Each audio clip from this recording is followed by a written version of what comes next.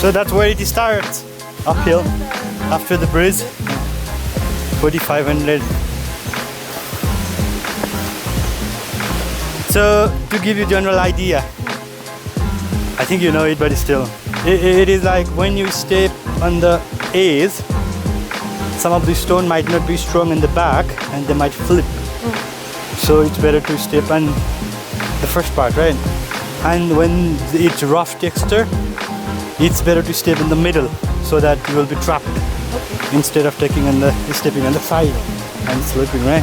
Further, when you go uphill, it's better with loose, but for downhill, it's better with tight.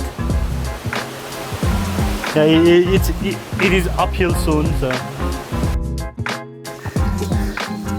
Ulu, ulu.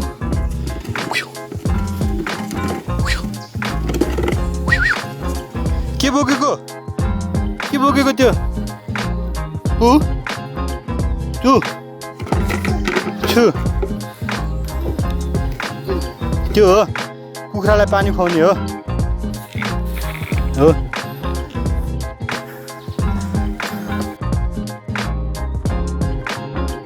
This one, the one you see here, this one, these are like commercial houses.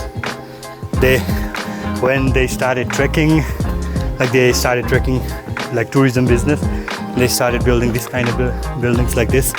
But the one there, that's the real house of this place, I would say. Traditional houses. And so now we are here at our launch point at Dhaulagiri, and then we'll walk 2 hours further to shorten the way for tomorrow.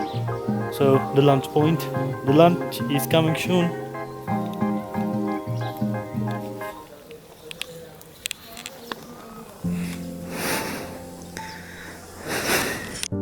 Okay, we reached Bantati.